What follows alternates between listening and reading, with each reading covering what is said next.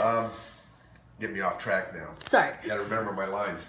Yeah, and we'll talk about what safety items there are or fixed items. I'll try to put it in a perspective where you understand if it's a big deal or not such a big deal and how it needs to be handled. Yeah, and it looks relatively newer. Yeah. I don't know what the circumstances, if the seller has lived in the house for a while. More than likely, this roof was probably replaced probably 2010 or 2011, back when we had the big hailstorm. Okay. Yeah, it looks good. And It did look good. There will be a note in the report that this little entry cover and the patio cover were added after the build, and more than likely they weren't permitted. Okay. I didn't see any real. The main thing on these is that if they were doing them correctly, rather than using these Tico hangers on fascia board, they'd cut the roof back and set the barrett on the walls.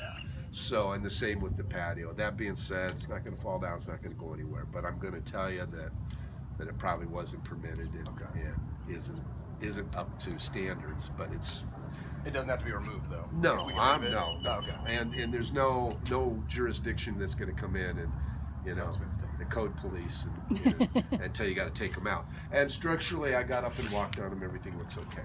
Okay. So no real issues there. Good. Okay. Exterior walls. We've got some wood siding here. You can see we've got not much, but we've got a little bit of moisture-related damage, and it's really at the trim boards. Okay.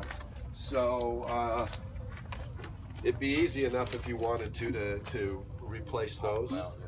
Yeah, you might as well. Yeah, just trim it out and paint it and get rid of that. Yep. Other than that, fascia boards around the property look good. No moisture related damage to anything like that. Just basically this trim stuff. Okay. Water pressure coming into the house. This is your main shut off here. Okay. And water pressure is good. It's right at 60 psi, which is exactly where you want it.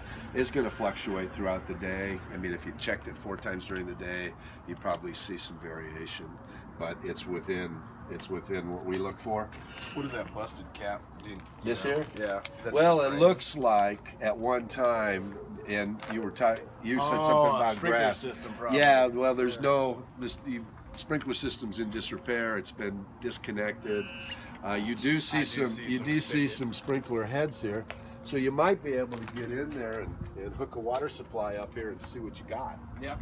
If because you've got a couple pomegranate bushes here and a tree there, which you probably would, ideally be nice to have a timer and water them that way as opposed to manually. Agreed.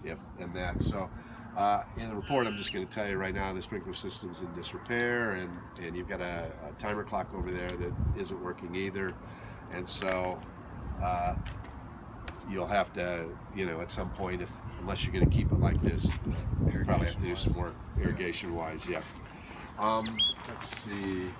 Exterior outlet. I believe this is the only one you have outside. Are you familiar with GFCI protection? Kind of. The outlets with the little reset buttons. Yeah. Okay, they're called a ground fault circuit interrupter, and they're designed to recognize if electricity on that circuit is escaping the circuit and going to the ground, like through you. Okay. If you step in a puddle of water or something like that. In today's world, they're required at exterior outlets, garage outlets, kitchen counters, and bathroom counters. Correct. Yeah. Okay. We don't have GFI protection. We have it at the bathrooms. We don't have it anyplace else. Okay. So in the report, in those different component areas, I'm going to tell you don't have GFI protection. That's something we can swap out, right? Yeah, it's a $12 or $15 outlet. Yeah. Okay. So talking about electrical and GFI, that will be noted in the report. Okay. That RV gate has a padlock on it, so I didn't check it for a function. Okay. There's a few windows with window screens missing. There's a couple of screens in the garage. I don't know that they match the windows that don't have screens, but since if you're like I said, as soon as we get the keys, I got a window company coming out. These are single pane. Yeah, they're all single pane. It'll give you good insulation for sound and hot and cold. So that's a good move, Yeah. especially east and west facing. Correct. Yeah. Okay, let's go this way. Those light bulbs are burnt out or it's not working. So I'm just going to note that one didn't come on. Okay. Let's see, garage. Here. You do have a GFI outlet here. It's defective. It won't trip. Okay. Okay. Now, when you replace that, I doubt it protects that one. Okay. That being said, there's not a big need that you run and put another one in there. In the floor here, this is a floating slab, so it's not a structural. It doesn't bear. This isn't the one, I forget what they call them now, where they have the straps in them. Where you No, yeah, no, I don't know what it's called. post tension. Post tension, correct. Yeah, no, they weren't doing that back when this was built. But these cracks are not structural in nature. Okay. Okay, as far as settlement of the, so nothing to worry about there. Water heater, pretty old, 1994. I was born in 92. So Yeah. Oh my God, Almost you're as a old as me. baby. My youngest was Can't born even in take 92. So that probably need to be replaced. Well, here's the thought on it. Don't replace until it leaks. I mean, as long as it's working, unless you just have to have a new one. I don't know if you checked. Was there 'Cause hot these water? look Yeah, good. yeah. Okay, so it's working fine. Oh yeah, it's working fine. It's just Yeah. okay. 24's just led a good life. You know, I replaced mine at 20, and I would say if there was some statistical, I'd say the average life of a water heater is about 10 years. Mm-hmm. So You are correct, sir. that's That's a the guess. insurance background. But Yeah. I've seen them replaced at 2 or 3, and then I've seen them 24 years old and still trucking. So Okay. well, good. In the garage, there is one other thing. This is an attic access, mostly here, because going that way, you know, you have to crawl on your belly through insulation to get in there. There's also an attic access in the front, bedrooms, right? yeah, the Yeah. front bedroom, and then you can get up in the attic much easier up there and get around. Okay. Anyway, garage walls that are common with the living space, and the ceiling, if the attic is open, is considered a firewall. So they sheet it in a fire-rated sheetrock, and they give you a fire-rated door that's self-closing, all to maintain the integrity of the firewall.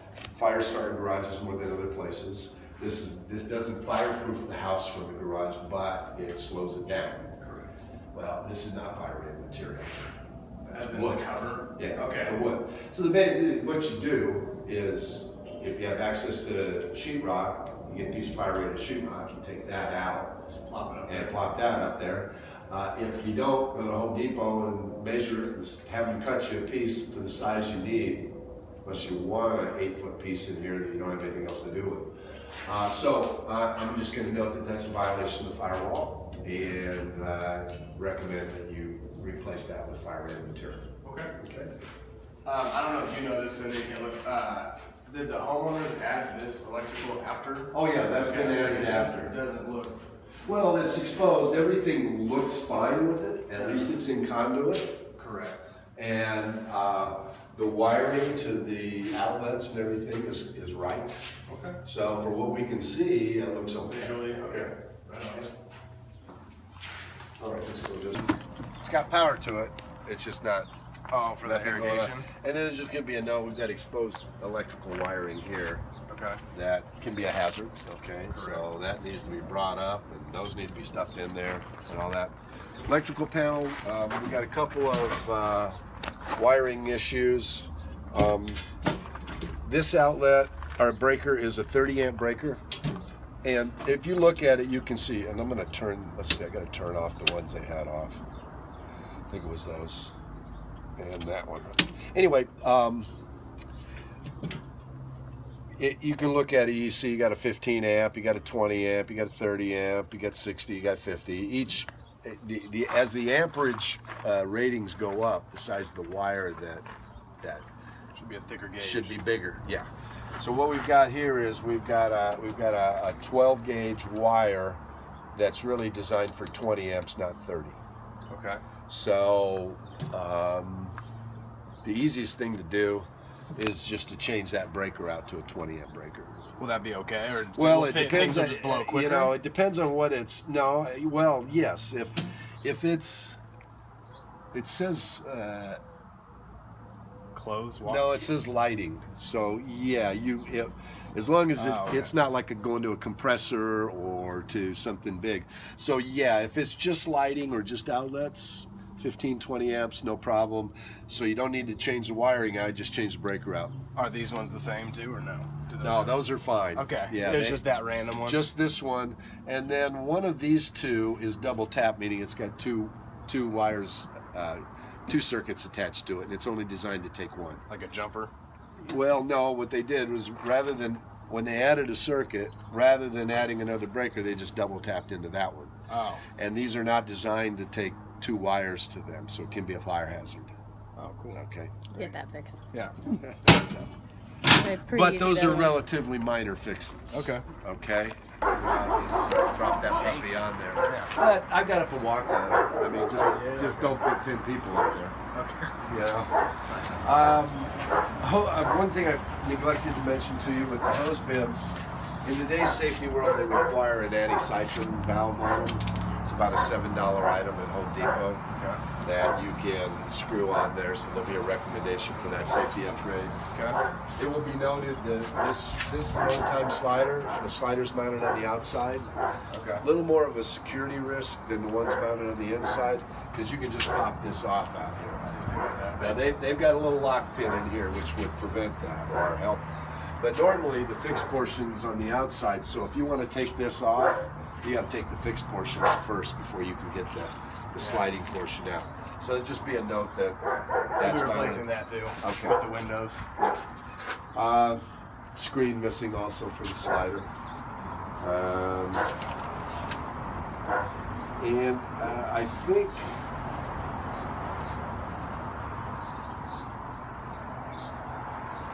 I'm trying to figure out what my notes say. I think that takes care of the outside. The AC unit, you have a heat pump up there, manufactured in, I think, 2008. Oh, yeah, 2008. It's a 4-ton. It's adequate for this. It's operating fine today. It's a little older, like 9 years old, so you're just going to want to make sure you stay on top of the service of it. It's operating. How often do you have to have those service?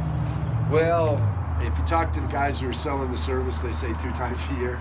I typically do mine in the spring before we put the load on it. Once a year? Yeah. Okay. And just make sure that, just stay on top of it. We also have a swamp cooler up there. It's got some rust in the body. It operated. If you want to use it, you're going to have to go through the whole thing and get it up to speed. I mean, the pads probably can stand to be changed. The float probably needs to be changed. Just normal maintenance on it. Okay. I don't think it's been used much. But it did come on, which is a surprise to me. Yeah. What's the benefit of having both? Well, you got to understand. I know it's older. Yeah. It's older. I grew up in the valley, and all we had was swamp coolers. When I bought the second house that I had bought, it was like 85, and it was a new house. I just had to have the swamp cooler piggybacked on like yours. Old school. I had That's what you were used to, right? But I had to have it because that's all I do. So that happened in the 80s a lot. By the time, most of the time, about 80% of them aren't even operational yet. And there's no advantage to using it unless you just have to have it. So, would you recommend removing it or just leaving it? Well, yes. It should have been, since it's operational, I can understand why somebody didn't remove it, but when they redid the roof, would have been an opportune time to take it off. Now, you can take that off, and you can cap that plenum where the air goes down into the ducting. Okay. So you can do that if you want to get rid of it. Maybe later on. Yeah, it's something you can live with up there. It's not going to hurt you. Okay. I think that takes care of the outside. Okay. All right. When we turn this on, we get some leaking at the stem here on this. Okay. No GFI protection at the counters, Okay. which if you were going to protect, it'd be these two here, the ones closest to the sink. Okay. The drain for the dishwasher, you can see it comes from the side of the disposal and goes right down here and down and attaches to the dishwasher over there. What they'd like that to be is what they call a high loop. You'd like to come out of here and have it loop up to where the top of the loop's a little bit above the bottom of the sink. So kind of the configuration is this before it goes down. That prevents the potential of stuff in the disposal kind of getting siphoned back into the dishwasher. Okay. Now that being said, most dishwashers being manufactured now have one of those built into their drain system. But Okay. we don't pull those out and look. So, and it's always better just to be double safe on something like that. Okay. Just on this control panel, we're a little loose and nothing big there. It's getting thrown out. Okay. All right. That's going. Okay, I think, let's see. That's barely into That's about it in the kitchen. There's no microwave in here. I didn't notice No. To take that hood out, once you do that whole thing, you'll be all right. In the house itself, bedrooms. In this bedroom, just two things. The pull chain for the light is not there. Okay, so you can't turn the light on. Probably replace that too. And then, I don't know, I see this every now and then, but this latch is installed backwards. So if you want to close it, you have to do that. I know. Some people. Boy, that AC got cold in here. It actually, I was surprised. Yeah. At least it works. Yeah, it does. Okay, master bath. Missing drain stoppers for both sinks. Okay. Underneath, if you're familiar with it at all, and there's no real, with these faucets, there's no way to put a drain stopper on there, okay? But the drain line underneath has basically, if you've ever seen it, there's a little, like a nut on the side Yeah, where the little horizontal arm goes in. Correct. We got a little bit of a drip leak at that. Okay. Probably just take it off, clean it off, put a little plumber's tape on it and tighten it up, probably be good to go. Okay. And then the shut-off valve for the cold water, the handle is laying on the floor down there. They took it off. Sick. Yeah, and then this guy, you know, normally when you turn on hot, like whether it's a faucet, hot is the left, cold is the right. So when you turn it on and you turn this way, you're supposed to get hot, and you're supposed to get cold. Yeah, it's reversed. Right on. So, simple stuff. That's not too big a deal. No. You're like, it's You even can laugh color and understand coded. that. Okay, and here, just drain stopper is not complete. Needs a little work. We're missing a drain stopper for the tub. Okay. And then just when you turn this side, you get real low waterfall. The aerator in here is probably clogged up. Okay. So, and I think that is it. That's a really good inspection. Yeah, it is. For a house this age, pretty What's the age of the house? 83. Yeah, it's 83.